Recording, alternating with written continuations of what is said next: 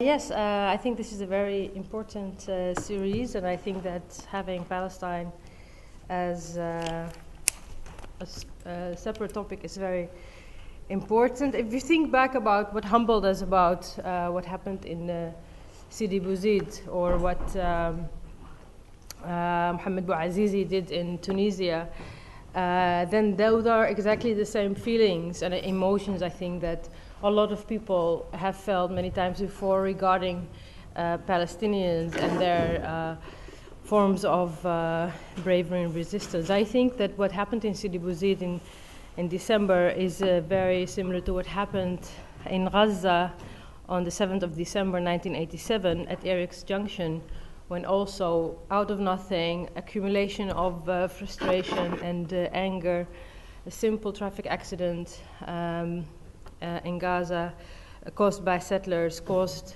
basically the first intifada. The first intifada which was, of course, amazing, but also had in total 25,000 death and wounded Palestinians. And also what happened in Tunisia and the kind of emotional earthquake it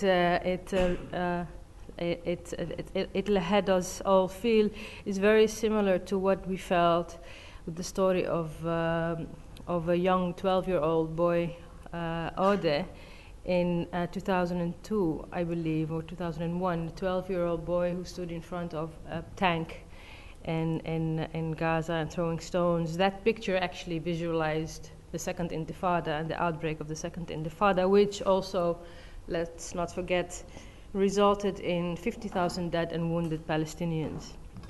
So the Palestinian Intifada and all the sort of small examples of resistance and heroism from everyday life, rather than the sort of cliche images we have of armies and people with weapons, are very intimately related to the initial feelings we had about the Arab revolutions. And I think this is also what led Hamid Dabashi, the Iranian scholar, say that the Arab Spring is sort of the third Palestinian Intifada writ large, so one that morphed into a regional narrative. So the question, of course, of Palestine is on the minds of millions of people. And I think that two terms that are crucial to understand how Palestine is uniquely related in the wider region are, on the one hand, imperialism, and on the other hand, permanent revolution, and the side track of that, deflected permanent revolution. Now, Israel, as most of you, I think, know, was conceived as a colonialist entity, not out of love or brotherhood, but by imperialist choices, using the myth of a land without a people for a people without a land, and combine that with the selling point that it is a reliable island in a hostile environment. That hostility, of course, being anti-colonialism by the local people of the environment. But at the time, the classic colonial powers of France and Great Britain were weakened, particularly by World War I and World War II. And the US was sort of emerging as a new global power.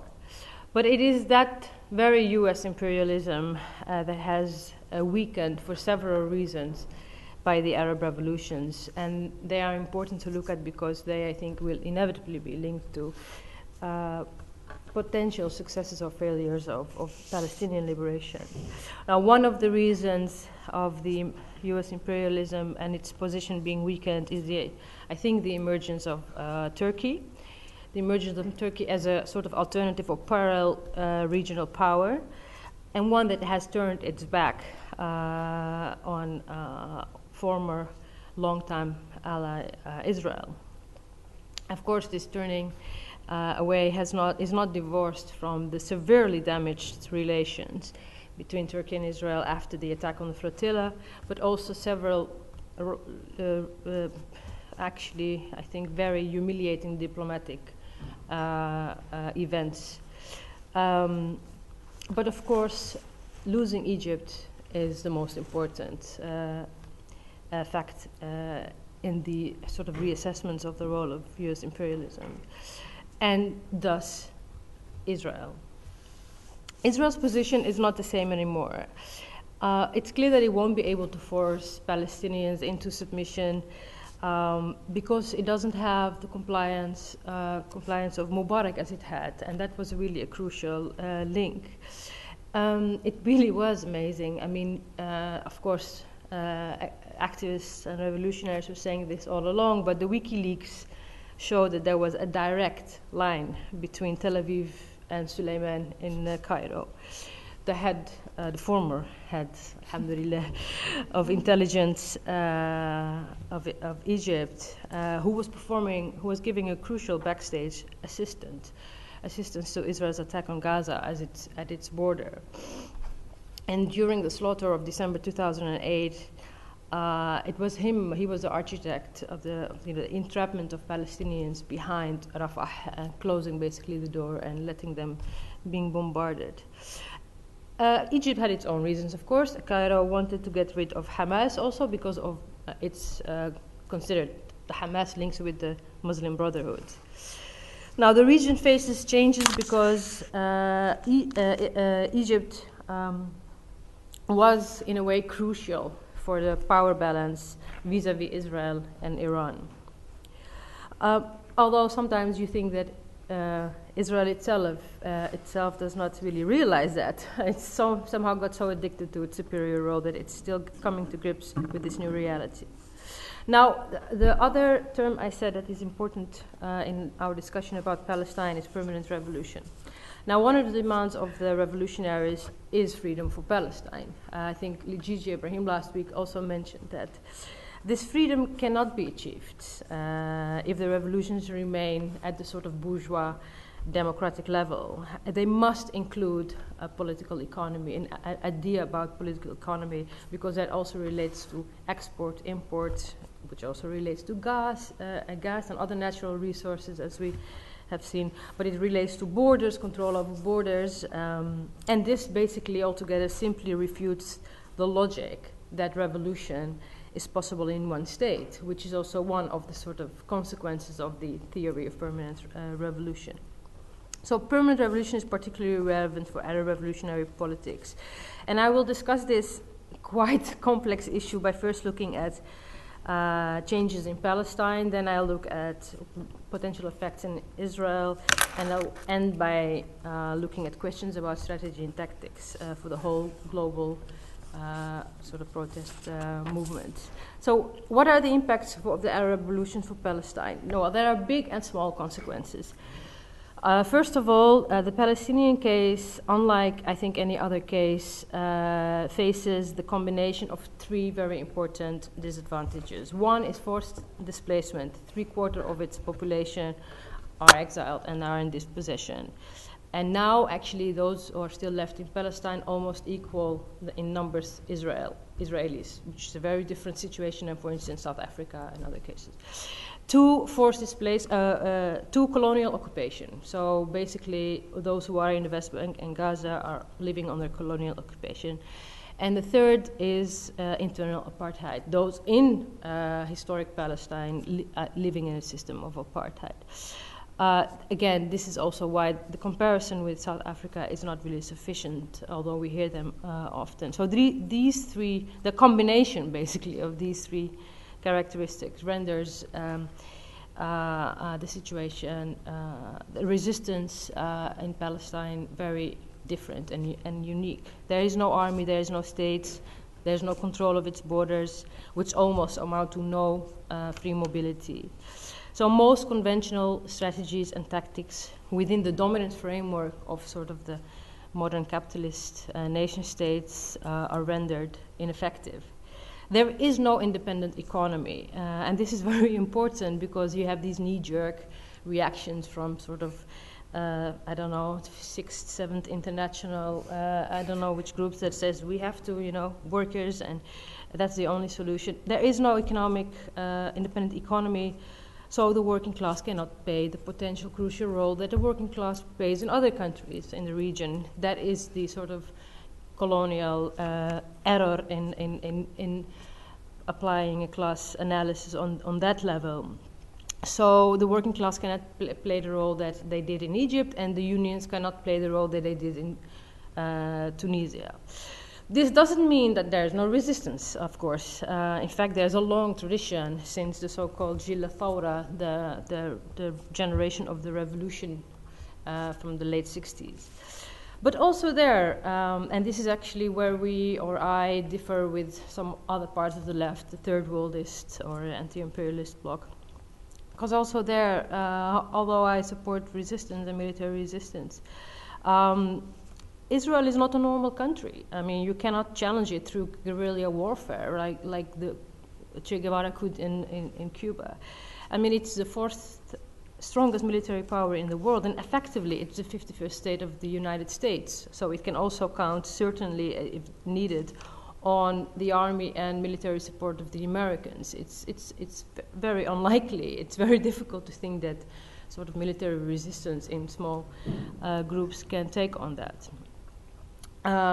But of course, resistance is not only military resistance. In fact, Ni'alin, Bil'ain, Nabi Saleh, different villages in Palestine show heroic resistance almost on a weekly and monthly basis in Palestine. And I think actually you can say that the fact that Gaza has not succumbed yet is perhaps the biggest signifier of Palestinian resistance or diligence, and the Palestinian term for that, Sumud, I think, summarizes that.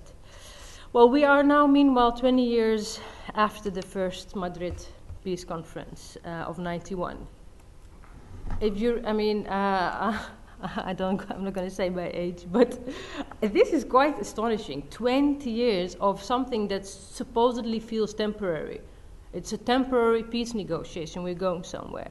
This also means, taking the demographic statistics of Palestine, that 1/3 of the Palestinian population does not know any other context than this temporary context of peace agreements. So 18, 19, 20 years old, this is all they know, basically.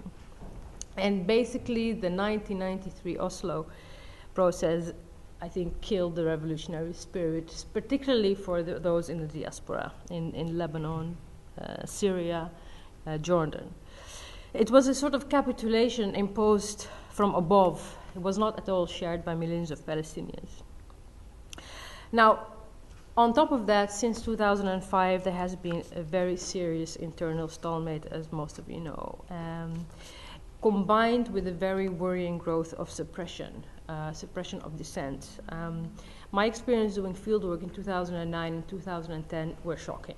I was there in the beginning of the second Intifada and before the Intifada, and always what surprised me and what I liked about Palestine compared to any other Arabic or third world country was that it had really a large relative space for dissent and free press and political opposition. When I went back, you heard stories that you would also hear in other countries. People who were arrested, people who were beaten up, I mean, not because they were doing criminal things, I mean political activism against Israel, not against its own sultan. And I think that this sort of situation of pressure explains also the big outbursts of activity that happened with the Arab revolutions. It seemed like Palestinians were relieved that they were not the only ones anymore, that other Arabs were experiencing what they are experiencing, but also that they were very happy because they know that Egypt is going to be less slavish, that the Arab Peace Initiative is probably buried in the streets of Cairo and Alexandria. And they were also happy because they know that the corrupt PA had lost a very important financial and political backup. They were really, I mean, very much supported by Mubarak and his cronies.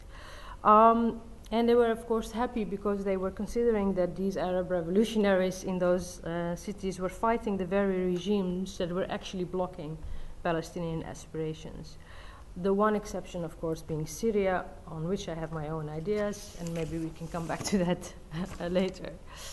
So, I mean, progressives, and this was one of the slogans I liked in the beginning of my own political activism. years ago I was reading, I think, some of the classics of Tony Cliff, that the road to Jerusalem goes through Cairo, and that there can be no free Arab world so long as Palestine is colonized. And it's just amazing to see how closely and true this logic is sort of crystallized in the current revolutions.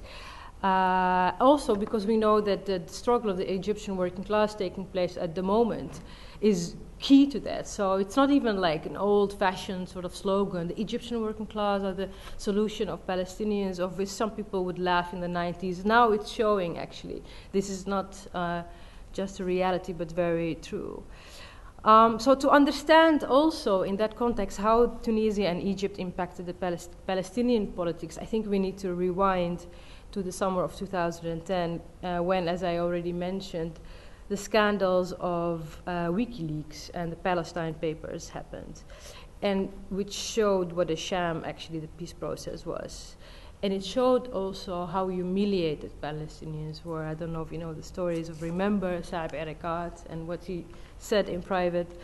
It also confirmed that unlike most classic colonial experiences of liberation, the PA had become the representative that sort of served American and Israeli interests. I mean, there have always been cases in colonial history and resistance of opportunism and betrayal, but to this level, I think, is kind of unprecedented. So you can imagine the sense of humiliation and shame among many people.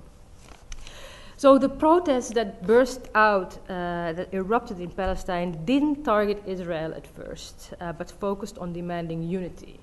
That was the first demand. So the slogans in the Arab country was "Al-Sha'b yurid isqat al-nizam." In Palestine, it was "Al-Sha'b yurid inhaq al-inqisam," the end of the divisions. This, I think, confirms that Palestinians have been deeply traumatized by the internal splits, the collaboration of the Palestinian Authority. And this betrayal became so normalized that the official leaders were actually taken by surprise in Palestine. As someone said, it seemed that it had forgotten that it has a constituency that is beyond Washington. They were really taken by surprise. So when Ben Ali fled in his plane to Saudi Arabia, Egyptians were chanting, Mubarak, your plane is waiting too. But Palestinians were chanting and painting, next stop Ramallah, please. So I think in terms of this can change Palestinian politics, top down basically, two examples I think are, there are two examples of these looming changes. First, I think is important, the prisoner exchange in October 2011, which kind of signaled a certain preparedness by Israel and the unilateral, of course, state bid by Abbas as well. Those two cases are kind of symptomatic for maybe a shift that's going on. Of course, both cases caused heated debates among Palestinians. There were, on the one hand, with the prisoner exchange, there were big concessions, I must say. I also had my doubts about the sort of celebratory tone. Marwan Barghouti, everybody thought he was going to be released, was not released. A very important figure in Fatah, but more sort of associated to the youth movement of Fatah, although he's, Palestinian definition of youth. Ahmed Saadad, the leader of the PFLP, not mentioned, did not come out. So there were big concessions, but some actually argue that we must also consider it a victory in a way. Israel had always said that it would have no negotiations under no circumstances with Hamas. And these were the results of negotiations with Hamas. And they even exceeded previous prisoner deals because there is this kind of code, no prisoners with blood on their hands, like no prisoners who did terrorist attacks. There were many of them who were released. But also, again, the other example, the UN bid. I wrote about that. I had my reservations. And also because I sympathize with a lot of the grassroots movements, particularly in the diaspora, which campaigned also against this, because actually it was in a way letting Abbas exploit the PLO and turn it into a tool of his own. It would have changed sort of the position the PLO already has in the UN and becoming kind of Abbas's project. But we must also understand that the UN's state bid also had to do with the convenient political timing of Fatah and Abbas, particularly in light of the mentioned prisoner exchange, which was a big boost for Hamas, and Fatah was like, we don't want this. But also, I think, much more important, it was in a way an attempt also to bypass the street, sort of begging for this series of unconnected Bantustans in the West Bank was supposedly a way to boost its own importance, because at that very same moment there were big protests going on in the streets of Palestine. But of course we know that even this proposal was refused. I was looking at this thing I had from the newspaper. It's just incredible. You look, this is a vote for the UN state bid. Orange, yes, and non-orange, no. So this is how democracy works like. So we can really understand the tears of William Hague and Obama about Russia's veto, you know, against intervention of Syria. It's terrible. It's so unrealistic. So, I mean, on the one hand, he wanted to boost and he wanted to get into the center of attention by pushing his luck, basically, the space that was opened. But Abbas didn't even get that done. It might have actually backlashed now, because it shows that he can't even deal with that. But I think the good thing is that it sort of exposed the many lies and showed the real face of the Americans and the Europeans. And this is actually serious in terms of how Palestinians, and I think Arabs in general, have really changed sharply their opinion about Obama. There was a kind of, you know, let's see, he's better than Bush. But in that same period, before that, on February the 18th, which I think is 6 days after Mubarak was ousted, 6 days after he made a speech congratulating the Egyptians and Tunisians and praising their struggle for dignity and freedom, the US actually used their veto against a resolution in the UN Security Council to condemn illegal settlement, which is the policy of the Americans, to be against illegal. This was not about the state or whatever. I think that period, it was very unfortunate, because on the one hand, the Americans were trying to sort of appease the Arabs by saying, yeah, we applaud you, and at that moment, this UN Security Council vote happened. And I think that's something that Palestinians will not easily forget. So the Palestinian parties, the dominant political parties, could not really ignore the growing and louder calls for unity. And then Prime Minister Fayyad, if you can, the other one, there's another one. Prime Minister Fayyad came with a sort of unity plan that represents a single government, but actually the proposal was 2 parallel authorities under one government. So in fact, worsening the situation, because formalizing the territorial fracture of Gaza and West Bank, actually. And amazingly enough, after that, the protests against Fayyad have actually continued and become stronger. And one of the main slogans, that's why I wanted to show you this, is Irhal ya Fayyad, which is actually an echo of the Arab Revolution. Sorry for the language. So this is a demonstration in Palestine against Fayyad. شاركوا اليوم في أنحاء مختلفة من الضفة رفضا لهذه السياسات الاقتصادية التي أدت إلى إدخال كامل المواطن الفلسطيني. جاءت الجماهير تدافع عن وطنها، عن كرامتها، عن زراعتها، عن صناعتها، عن أن تعيش في هذا الوطن بكرامة. للأسف هي سياسة تهجيرية لتهجير الشعب الفلسطيني بعباءة فلسطينية، وهي ترانسفير ولكن صناعة وطنية. وثاني شيء لا يجوز للحكومة لأنها تصير أعمال إنه تقول بأي قرار بتقدر الرجوع إلى مجلس التشريع اللي بالأصل هو معقد من قبل سلام فياض. يا بنتنا نفكر يا أحمد نروح الحضور. غلاء كبير في أسعار السلع الأساسية وقانون ضرائب يزيد من الحمل وعدم حماية المزارع الفلسطيني والمنتجات الوطنية دفع المشاركين للتأكيد على أن هذه السياسات تؤدي إلى تهجير الفلسطينيين. So, what is my intention also in showing this? The more interesting changes, apart from these two examples of the UN state bid and the prisoner exchange, which are sort of the top-down chess game, the more interesting changes are the changes on the streets. These kind of big, massive protests against Palestinian. We haven't seen that in a long time. So the revolutions are revitalizing the social movements, if you can speak of social movements in the context of Palestine. A very well-known group or umbrella is the March 15 movement, and which literally grew out of the Tunisian and Egyptian revolt, and as I said, the sense of humiliation about these self-centered leaderships. So basically, it was kind of a rehabilitation of the Palestinian polity that had been there for decades, but it had sort of disappeared in the last 10 years.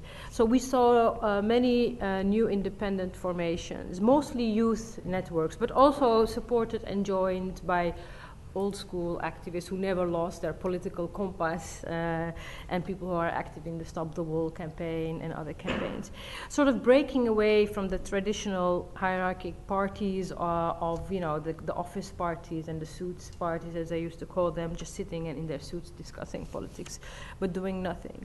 So in that new climate, thousands took to the streets in Gaza and West Bank.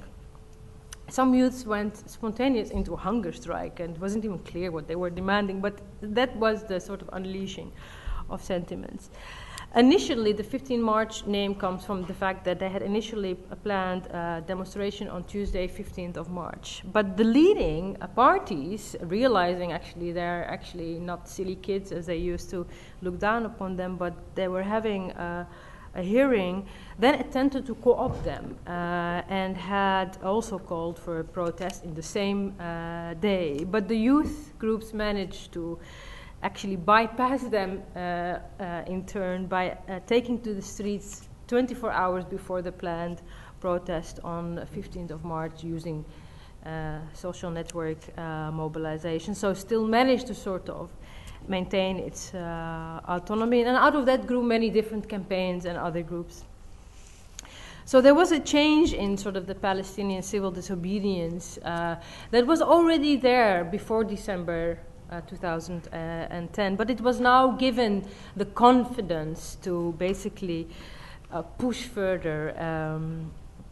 Even students in the UK, I don't know if you remember, they angry about this, the empty shells of the PA staged sitting in the Palestinian embassy in London, demanding sort of a renewal of the PLO. And also all the traditional symbols of protests came back, attracting great numbers of people. For instance, Yom al-Ard is a very important day in the history of Palestine, Land Day, that started in the Galilee. This year, or last year, last year. Much more bigger than years before. A lot of people joining in the protest of Yom al-Ard. But Al-Nakba Day, the 15th of May, the commemoration of 1948, was the most impressive, with an internationally coordinated march from 3 different countries to the borders of historic Palestine, with thousands and thousands attempting to cross the borders. I mean, I could not believe what I was seeing. People were shot, of course, at the borders, including, so with the Palestinians from the Shatat, from the refugee camps, were also Syrians and Lebanese, and so it wasn't only Palestinians. There's even an incredible story of a guy, I don't know if you've heard of him, from Syria, who actually crossed the border. He managed to cross because of the chaos and the soldiers. You can only shoot so many in 1 minute, I guess. So he managed to escape, cross the borders. He went to his grandparents' house. That, I mean, he's third generation exile. He even had time to give an interview to Israeli television, I think, saying, yeah, it's really nice to be here. So what are you going to do? I just think I'll go back home. He went back to Syria. It's amazing. I mean, this kind of things that you only hear in fantasy stories or Lilia Slimane fantasy films. And the same happened that day inside Palestine, when also on the 15th of May, thousands of people marched to military checkpoints. The main one in the Nablus area, Hawara checkpoint, that cuts off Nablus, and Qalandia, that cuts off Ramallah, plus other villages from Jerusalem. Qalandia, Phil knows it, you visited me there when I was there, but it's changed completely. It looks like some kind of airport now. So it was the kind of, Gandhi, Martin Luther King style activity that excites people like Thomas Friedman so much, but coincidentally, they always forget to mention it when it does happen. So in a way, this was an amazing show of activism. And it's also important to note that the protesters were turned back and beaten up by Israeli soldiers and PA forces at that day. That is also a kind of a very, how do you say it, fast lesson in politics from thousands of people who joined that day to really understand how politics is formed according to the PA. So, of course, the assertion of self-determination, which is an important concept in relation to Palestine, national self-determination is still at the heart of the matter, but the concept state has become actually void of any meaning. As I said, 20 years of peace talks, a state becoming to represent dots on a map that are not even connected. So it has become void of any meaning. And so the discourse and the ambitions of the movements shifted from this abstract notion of state to concrete rights. So in the last 6 years, especially since sort of the end of the Intifada, and there is still debate what that precisely meant. Some say the death of Arafat, some say the elections. Specifically, after sort of the end of the Intifada, we saw growth of several very successful campaigns. Right of return campaigns, and of course the worldwide network of academic and cultural boycotts of Israel, resembling the models of anti-apartheid resistance in South Africa, as well as the tactics of the US civil rights movement. The most recent example is the Palestine Freedom Riders Act of Civil Disobedience going into buses in the West Bank in settlement roads. Of course, I mean, you can't compare it to South Africa because Palestinians are, or to 60s US, because the Palestinians are not even allowed on those buses. So it's not that they're only allowed to sit in the back, they're not allowed at all on those buses. So all these campaigns and these sort of international synchronization of these campaigns have damaged Israeli public relation to the point that it now has to pay triple fees to celebrities to come and perform in Israel, and to fight really hard for Israelis to perform abroad without scandal. So this time of self-evidently serving the privileges of the oppressor had been over for some time, but is now, I think, really over. Now, Palestine, I think, carries also a particular significance in the revolutions, maybe almost by default, because of the special relationship between Egypt, Jordan, and Israel. So, sort of, as a result of that, it is intimately connected anyway. And this is also why, right from the start, Israel was very concerned about the democratization in the Middle East, as they've been saying for decades that doesn't exist, only them, and then it happens, and then they were in severe panic. One of the politicians said, these developments would set a precedent that could be repeated in other countries. And another person said, actually quite ludicrous observations, like Professor Elipode. He noted that the Arab world has not disappeared. Like into what? Into air? Where? Some kind of magical twilight zone? So let's look at Israel. I've talked about Palestine. Let's look at Israel a bit more closer.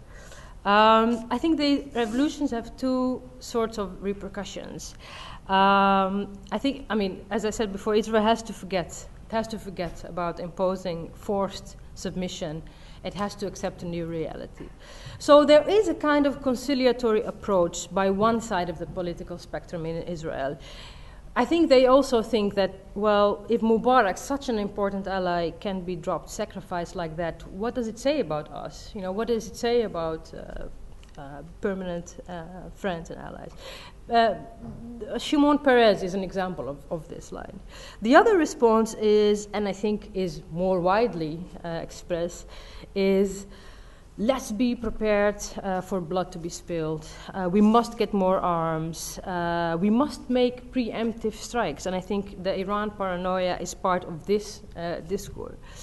And there has been a record increase of military budget in Israel. And Barak, the Minister of Defense, and Netanyahu, the Prime Minister, are the big sort of representatives of this line.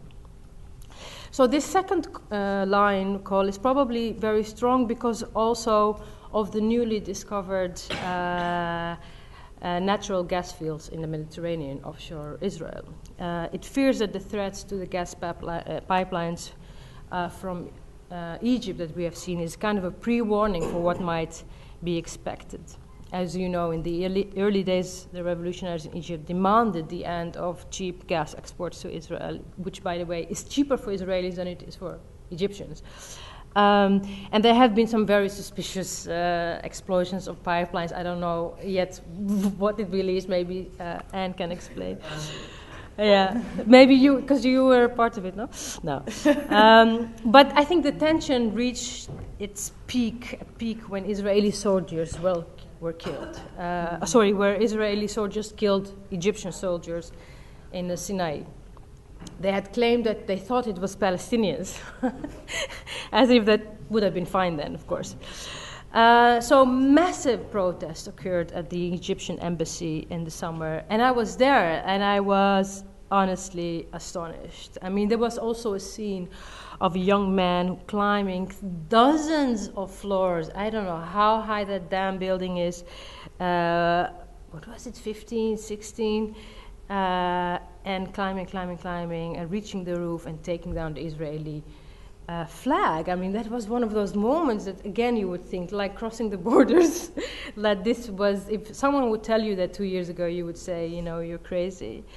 The storming of the embassy then in Cairo also disclosed secret documents showing how intimately actually connected the Egyptians and the Israelis were, showing how espionage was a structural phenomena.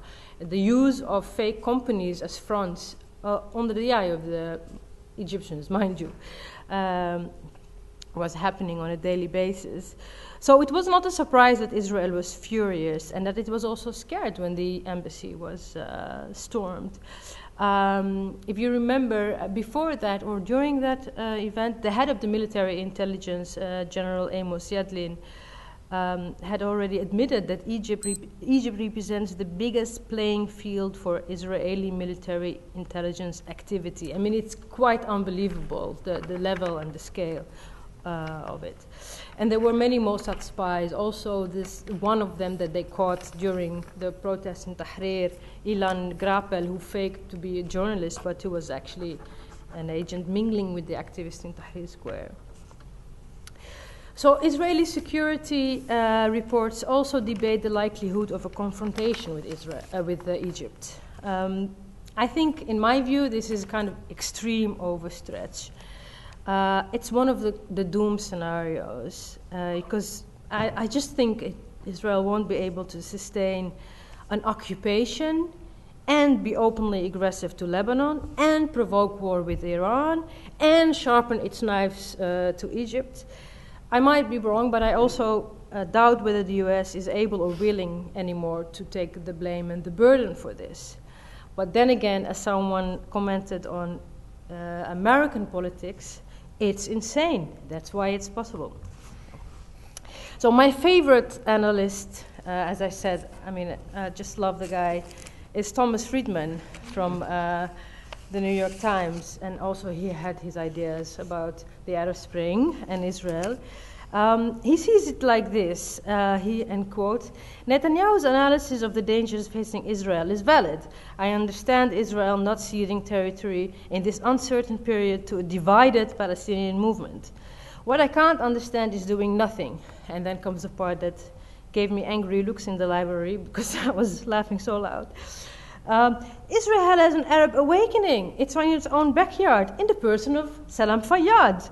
He's the most radical Arab leader of all. He says, judge me on my performance on improving my people's lives.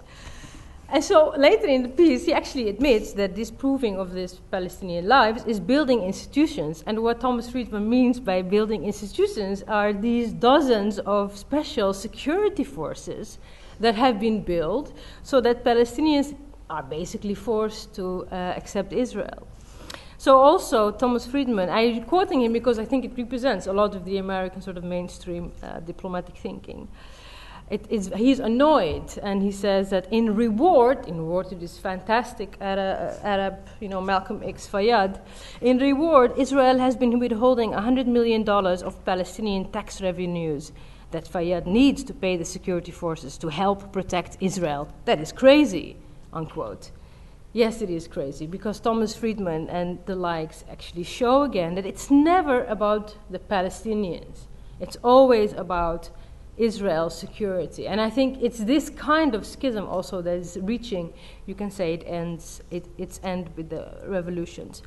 So my last point about the implications of the Arab revolutions for Israel is this. We saw the largest ever Israeli protests last year. 500,000 took the streets on a population of 5 million. This is strange. But, and there is a big but, the demands of the protesters, of the protests in Israel, did not concern the colonization of Palestine. Not even what the Zionists left defend, the 67 borders. Even that was not really part of the narrative. It's bizarre because ending the expensive colonial project could have solved all Israel's socio-economic problems. It's really the extreme paradox of progressives not allowing space for Palestinian grievances, which can only, I think, be found in Israel. I heard lots of Palestinians making sarcastic comments, by the way, about this Tahrir Square in Tel Aviv and these tents occupying. They were saying, yeah, they were the tents that were leftovers from the Palestinian survivors of the Nakba. Very good that they can at least use them. However, we must also note that many Palestinians inside Israel actually joined the protests. And that's not something you can just ignore. So many Palestinians in Nazareth, in Sakhnin, in Haifa, of course, pressed to make their own links to bring in the Palestinian issue. And there were also Arab slogans in the Israeli protests, like Yalla Tahrir. I mean, it's very Israeli. But it goes against the Israeli loathing of being associated with these inferior Arabs. They never want to be associated as Arabs or with the region. So that was also an interesting thing to keep in mind. And the social protests are unprecedented, I think particularly because of the class nature of Israel. Zionism has always been dominant. I think it's really important to read Tony Cliff's writings about his experiences with the Histadrut, his experiences with the Communist Party in Palestine, which are both also built on racism and militarism, very, again, unnatural phenomena. So I think that at the same time, we must say that the Israeli middle and working class is experiencing sort of the end of relative privilege, and it's kind of getting a taste also of the global economic crisis. So it is not immune. That's an important statement. Some people say not worth to discuss potential changes in Israel. It's immune. It's different. But I think we should actually be a bit open. Potentially, the rise of mass struggle can create a schism. I don't know what you think. I would like to hear your opinion on that.